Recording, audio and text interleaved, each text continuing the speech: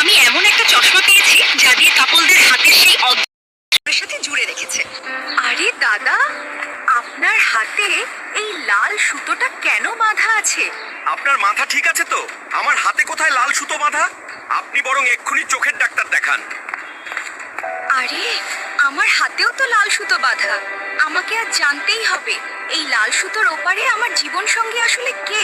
উফ, সুতো যা লম্বা, মনে হচ্ছে কপালে কোনো বড় বিজনেসম্যান বা মারাত্মক পয়সাওয়ালা জীবন সঙ্গীই আছে। একটু তাড়াতাড়ি গিয়ে দেখি। ও মা, এ তো দেখি এক ভিখারি। আমার ভাগ্যে শেষ পর্যন্ত এই গরিব ভিখারিটাই লেখা ছিল। ম্যাডাম, দুদিন কিছু খাইনি, কিছু খেতে দিন, আর না হলে দয়া করে আমাকে আপনার বাড়িতেই নিয়ে চলুন। কোথাকার কে মহারাজা এলেন রে? ওনাকে এখন বাড়িতে নিয়ে যেতে হবে? দূর হ এখান থেকে। উফ, 6 মাস শুধু জল খেয়ে থাকতে হয়েছে এই আইফোন 16 প্রো ম্যাক্সটার জন্য, কিন্তু অনেক দিনের স্বপ্ন তো আজ সত্যি পূরণ হলো। ওরে বাবা গো, আমার আইফোন 16 প্রো ম্যাক্সটা কেড়ে নিয়ে চলে গেল। এই নিন আপনার ফোন, অনেক কষ্টে এটা উদ্ধার করে নিয়ে এসেছি। ধন্যবাদ আপনাকে, অনেক অনেক ধন্যবাদ। এই টাকাগুলো রাখুন, আপনার কাজে লাগবে। না ম্যাডাম, আমার টাকার দরকার নেই। তাহলে এক কাজ করুন, আমার সাথেই চলুন। উফ, এই প্রজেক্টটা করতে গিয়ে আমার মাথা একদম খারাপ হয়ে যাচ্ছে। কই দেখি কি প্রজেক্ট? একদম টেনশন নেবেন না, আমি আপনার প্রজেক্ট এক্ষুনি কমপ্লিট করে দিচ্ছি। আরে বাহ, দারুণ!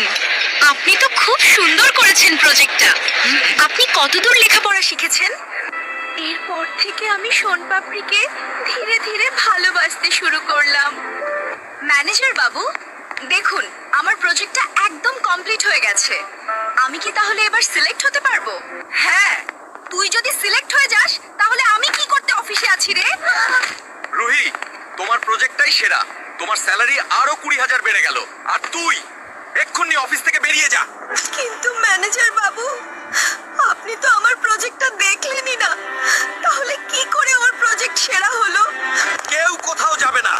সিকিউরিটি, এদের দুজনকে এক্ষুনি ঘাড় ধাক্কা দিয়ে অফিস থেকে বের করে দাও। তুমি তুমি এখানে? তুমি তো একজন ভিখারি ছিলে। আমি কোনো ভিখারি নই, আমি এই কোম্পানির সিইও। আসলে আমার একটা অদ্ভুত রোগ আছে, যখনই বেশি টাকা নিয়ে নাড়াচাড়া করি তখনই আমি অজ্ঞান হয়ে যাই। এই অভিশপ্ত রোগ থেকে মুক্তি পেতেই আমি এতদিন ভিখারি সেজে রাস্তায় পড়েছিলাম। বন্ধুরা,